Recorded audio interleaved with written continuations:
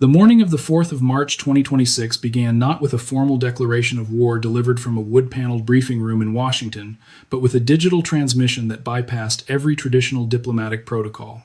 It started with a single high-resolution frame captured by Vantor, a private satellite imaging firm. The image was stark, a top-down view of the Konarak Naval Base in southern Iran. Against the turquoise backdrop of the Gulf of Oman, a thick, vertical column of obsidian smoke rose from a pier.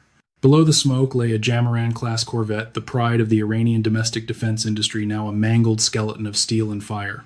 This image served as the catalyst for what would become the most consequential chapter of the naval war. By March 4, the digital confirmation was superseded by a rhetorical hammer blow.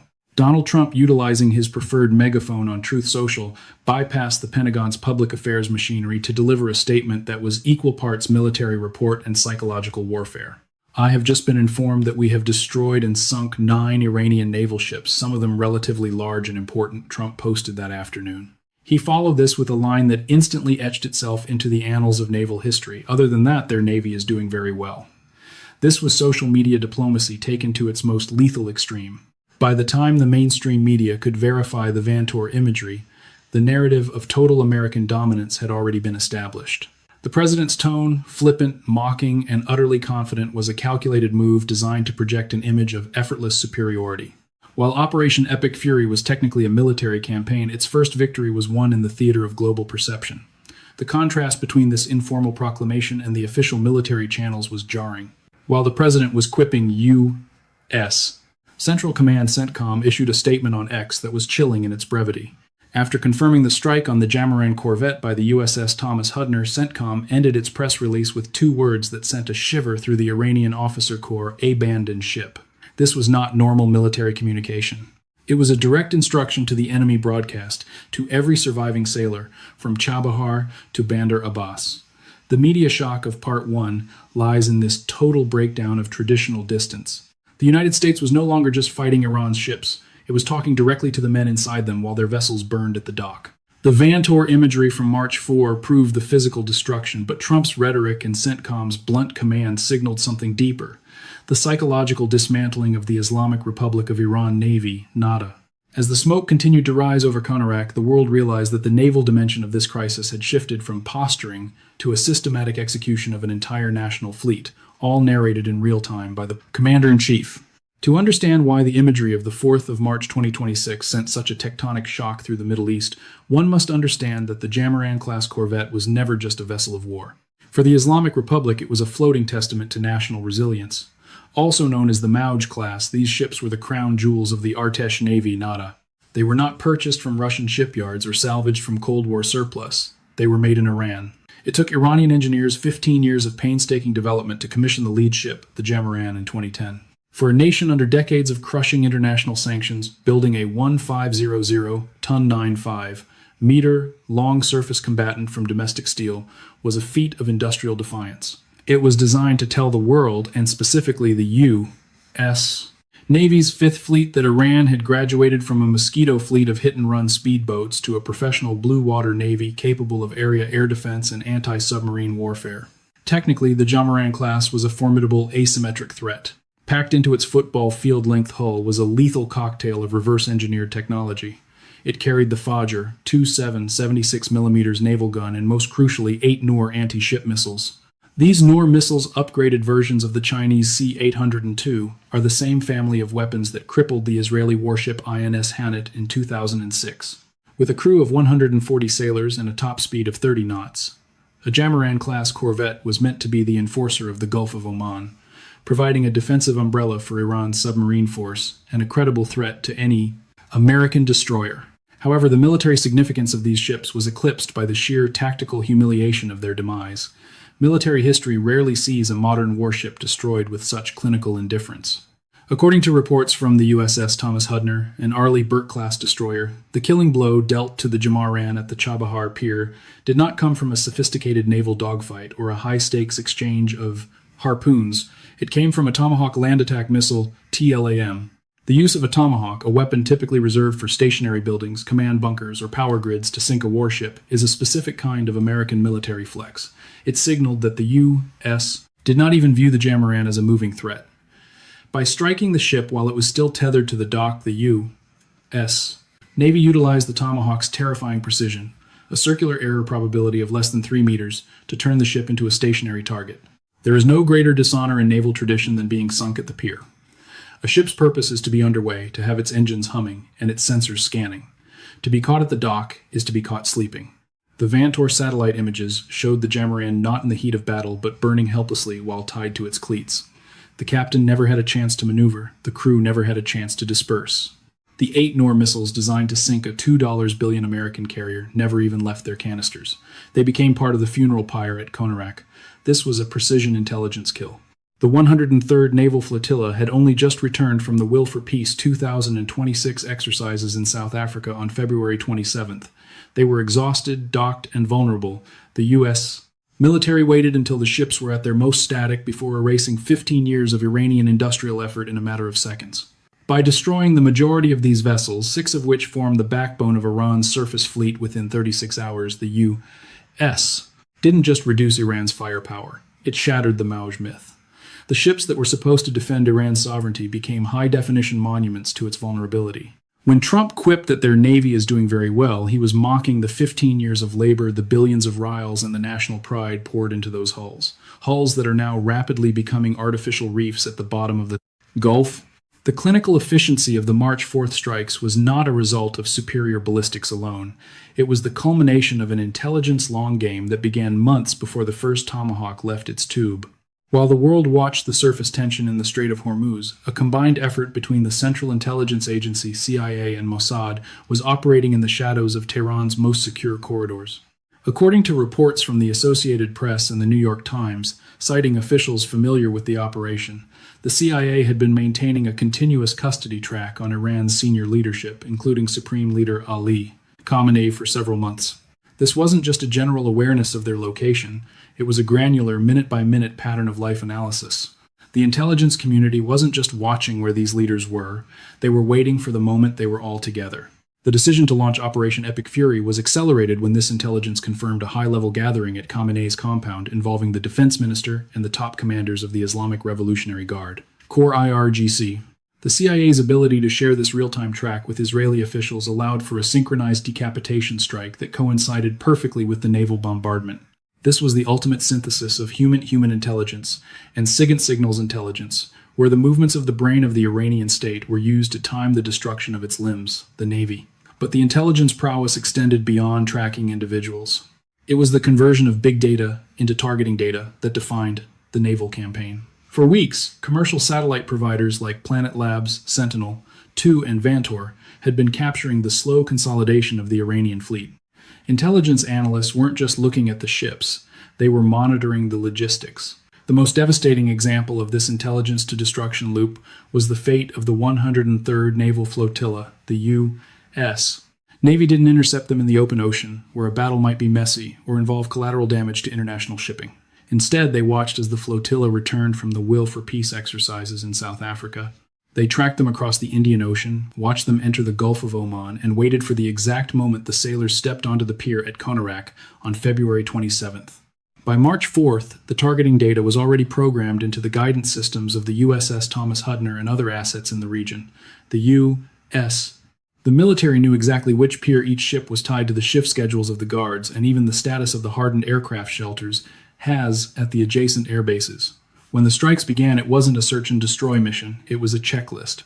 This is what Israeli Defense Minister Yoav Katz described as a non-stop air train of strikes. The intelligence allowed the U.S. and its allies to maintain a tempo that overwhelmed the Iranian decision-making cycle. By the time a local commander at Bandar Abbas could report a strike, his own headquarters was likely already in the crosshairs of the next wave. The strategic brilliance of this intelligence-led approach was that it neutralized Iran's primary defense, its ability to hide. Iran has spent decades building underground missile cities and reinforced bunkers. Yet the Vantor imagery showed precision munitions striking the hardened aircraft shelters not on the roofs but with direct impacts on the structural weak points. This level of precision requires more than just a GPS coordinate. It requires an intimate knowledge of the engineering blueprints of the target's information likely procured by the CIA. Mossad partnership long before the first shot was fired. Ultimately, Part 3 of this war demonstrates that in 2026, a warship's greatest vulnerability isn't its armor, but its digital footprint. The Jamaran-class corvettes were sunk because they were seen, tracked, and locked into a database months before they ever reached the bottom of the sea. The U.S. didn't just outgun the Iranian Navy, they outinformed them. As the smoke cleared, it became evident that the Iranian leadership had been living in a glass house, while the U.S. was holding the stones. The destruction of 9 Iranian ships by the 4th of March 2026 was not merely a loss of hardware. It was a systemic shock to one of the most complex and redundant military structures in the world. To the casual observer, the Iranian Navy is a single entity. To U.S. military planners, however, it has always been a tale of two navies, a dual-structured force defined by institutional rivalry, differing ideologies, and segregated command chains. The first is the Artesh Navy Nadaja, the regular professional military. This is the legacy force that existed before the 1979 revolution, absorbed into the Islamic Republic but maintaining a traditional naval culture. They operate the blue water assets, the Kilo-class submarines, and the Jamaran-class corvettes. Their mission is conventional sovereignty and coastal defense. The second is the IRGC Navy NEDSA, the naval arm of the Islamic Revolutionary Guard Corps. This is an ideological Praetorian force. They don't care about naval tradition, they care about asymmetric disruption. They operate the swarm hundreds of fast-attack speedboats, missile-armed skiffs, and converted merchant tankers like the Iris Shahed Madavi, which serve as floating drone carriers. Image comparing the vessel types of the Artesh Navy and the IRGC Navy. Historically, these two branches have competed for funding and the favor of the supreme leader. By March 4, Operation Epic Fury systematically targeted both, but it was the psychological exploitation of their differences that proved most lethal. When U.S. Central Command CENTCOM issued its abandoned ship directive on social media, it wasn't just shouting into the void. It was a surgical strike on the morale of two very different groups of men. For the professional sailors of the Artesh, who often view themselves as separate from the ideological zeal of the IRGC, the message offered a professional out. Under the international laws of armed conflict, once a crew abandons a sinking vessel, they cease to be combatants. CENTCOM was essentially offering the Artesh Officer Corps a legal and moral off-ramp. Your ships are gone, your mission is over, you do not have to die for a lost cause. For the IRGC, the message was more sinister. The IRGC thrives on a cult of martyrdom and the direct command of the Supreme Leader. But by March 4, the intelligence was clear. The Supreme Leader was dead. The Defense Minister was dead. The IRGC commander was dead. The naval headquarters in Tehran was a smoking crater. The abandoned ship command was designed to fill the vacuum of leadership with a single terrifying instruction from the enemy. In military psychology, there is nothing more destabilizing than a subordinate receiving a direct order from the adversary while their own chain of command is silent. The message was clear: we are talking to you because no one in Tehran can. This tactic exploited the inherent weakness of Iran's dual military system. In a crisis, a dual navy requires a central referee, the supreme leader, to coordinate actions and settle rivalries. With the referee and the high command eliminated, the Artesh and IRGC were left as two headless bodies. The Vantor satellite imagery from the Konarak Naval Base in Bandar Abbas showed the results of this psychological collapse. Drone launch activity was still observed at some air bases, suggesting that low-level IRGC units were still attempting to fight. However, the largest surface combatants, the pride of the Artesh, remained tethered to their docks burning. There were no reports of Iranian ships attempting to sortie or engage in a coordinated counterattack. The ships were trapped in a paralysis of command. By March 4, the U.S. had successfully turned Iran's greatest military strength, its redundant dual-force structure, into its greatest liability. The Artesh was being told to save themselves, while the IRGC was being told that their gods were dead. The abandoned ship statement will likely be studied in war colleges for the next century, not as a piece of public relations, but as a masterclass in how to dismantle a national military's will to fight without firing a single bullet at the men themselves. The ships were at the bottom of the Gulf, but more importantly, the command structure was at the bottom of a crisis from which there was no recovery. As the world watched the smoke rise, the question was no longer if Iran could fight back, but if there was anyone left with the authority to even try. While the world was captivated by high-definition images of sinking frigates, a far more catastrophic strike was occurring in near silence. By the afternoon of March, 4 satellite imagery confirmed that the Kharg Island oil loading terminal had been struck. To call this a logistical target is a massive understatement. Kharg Island is the beating heart of the Iranian state. It is the terminal through which approximately 85% of all Iranian crude exports flow. By targeting Kharg, the United States and its allies moved beyond Operation Epic Fury as a naval campaign and into the realm of total economic neutralization. This was the economic kill shot. Without Kharg, Iran is a country with 90 million people and 0 ways to pay for its defense. The strategic irony was biting. Iran had spent decades threatening to close the Strait of Hormuz to the world's oil, but the U.S. chose instead to close Iran's oil to the world. The Saudi giant wakes up. Perhaps the most significant geopolitical shift of March 4 was the formal entry of Saudi Arabia into the combat theater. For weeks, Crown Prince Mohammed bin Salman, MBS, had played a delicate diplomatic game, publicly refusing to join the U.S. coalition and denying the use of Saudi airspace for strikes. That neutrality evaporated the moment Iranian missiles struck Riyadh and the eastern province. Under international law, these strikes provided the kingdom with a casus belli, a legal justification for war. MBS quickly authorized potential military strikes against Iran, signaling that the Royal Saudi Air Force, RSAF, the fourth largest air force in the Middle East, was ready to deploy its F-15SAs and Typhoon Eurofighters. This shifted the calculus entirely. Iran was no longer just facing a Western expeditionary force. It was facing a regional superpower with a decades-long grudge and a military trained specifically for this scenario. The French paradox. Simultaneously, the conflict claimed its first major diplomatic casualty, French neutrality. An Iranian-linked drone strike hit the Al Salam Naval Base in Abu Dhabi, a permanent French military installation. While no casualties were reported, the strategic impact was seismic. President Emmanuel Macron had positioned France as the third way, calling for ceasefires and warning against American escalation. However, once French soil, technically a base under their flag, was struck, the diplomatic alternative vanished. Iran had committed a catastrophic blunder by firing at everyone in the Gulf to project power. They hit the only permanent member of the UN Security Council that was still trying to help them find a way out. The Strait in cardiac arrest. The destruction of the surface fleet and the strike on Kharg Island have left the Strait of Hormuz in a state of functional cardiac arrest. The table below illustrates the shift in the cost of war for the global community. Economic indicator status as of the 4th of March 2026 impact Brent crude oil surging past $120. Barrel global inflationary pressure. Shipping insurance, mass cancellations, commercial traffic at a standstill. Major carriers MSC and Hapag-Lloyd suspended supply chain collapse for electronics, fuel. Strait status, not mined but unprotected. Iran lacks the ships to enforce a closure. The Strait closure has always been Iran's ultimate deterrent. But by March 4, that deterrent was effectively hollowed out. A Strait closure requires a surface fleet to prevent mine-clearing operations and to protect the swarm boats from American carriers. With the Jamaran-class corvettes at the bottom of the sea and the naval headquarters in ruins, Iran no longer has the muscle to keep the door shut. They are now left with a desperate asymmetric choice. They can no longer win a naval battle, so they must move to a war of attrition using the few assets they have left to cause as much global pain as possible.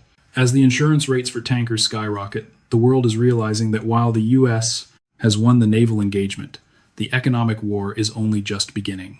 In the brutal arithmetic of naval warfare, the destruction of 9 surface ships is a definitive victory, but it is not a total one.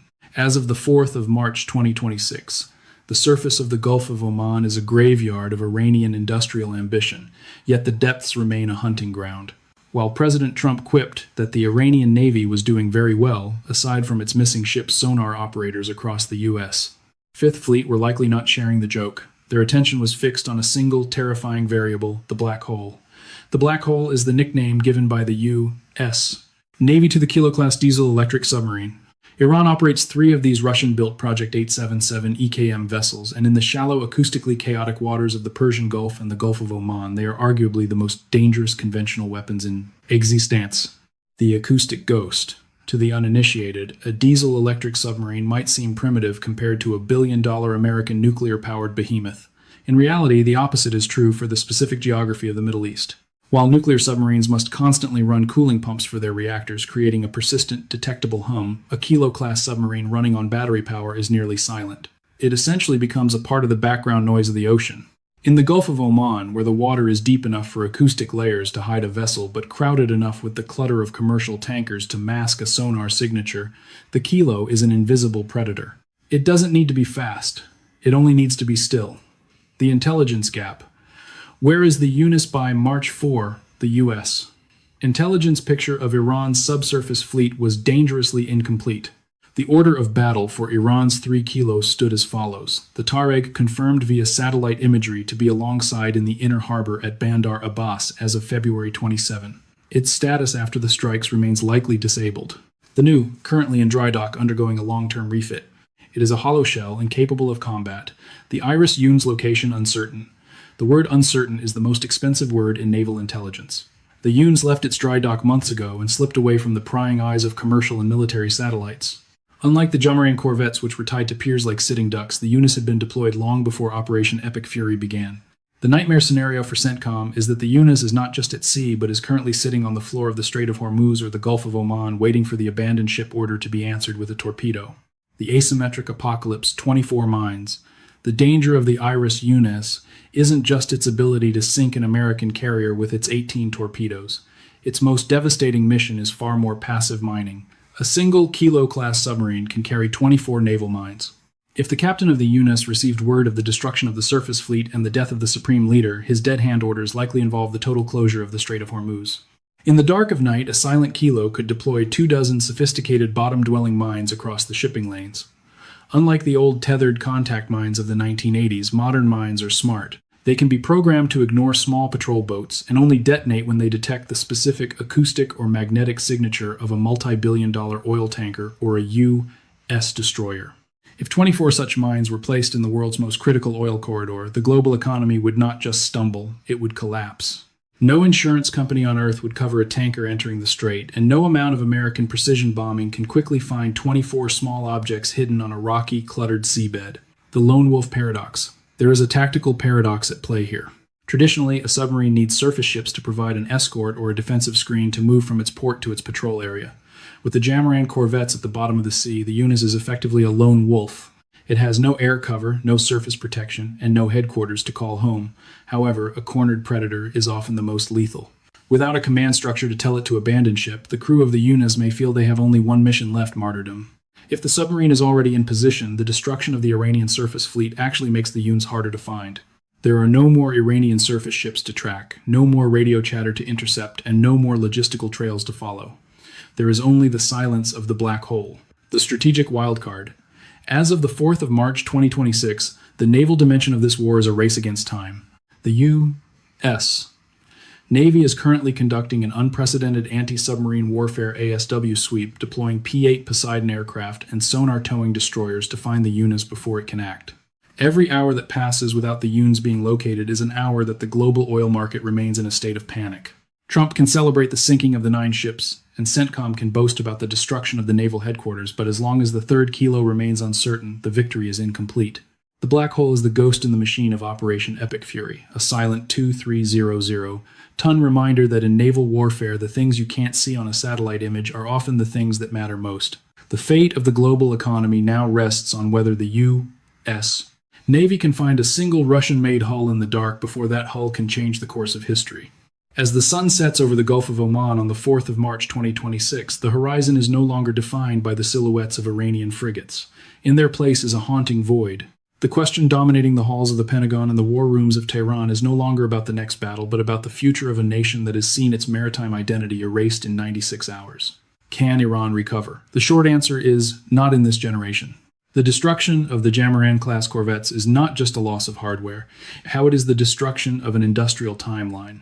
It took the Islamic Republic 15 years of sanctioned struggle, reverse engineering, and national mobilization to produce the first Jamaran. With the Kharg Island terminal, the source of 85% of its revenue, in ruins, the capital required to rebuild a conventional navy simply does not exist. Iran's blue water aspirations died at the pier in Konarak. However, the death of the conventional navy marks the birth of a much more unpredictable era of asymmetric chaos. We are entering a phase of naval insurgency. Without a surface fleet to command or protect the remnants of the IRGC Navy, NEDZA will likely retreat into a decentralized, cell-based maritime strategy.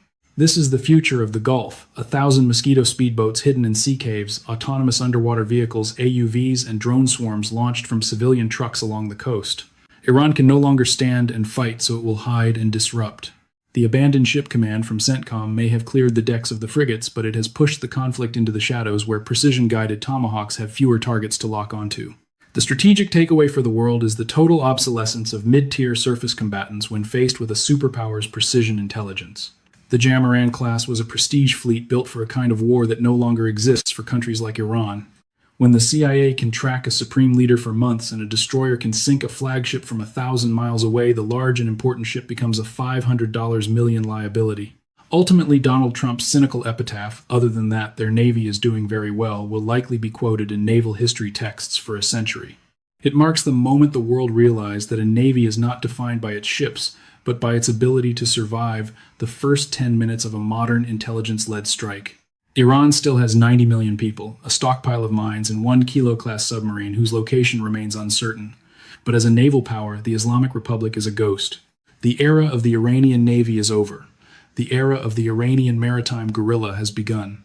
The Strait of Hormuz may eventually clear of smoke, but the shadow of March 4th will loom over these waters forever. A reminder that in the 21st century, the most dangerous weapon isn't the ship you can see, it's the intelligence that sees you first.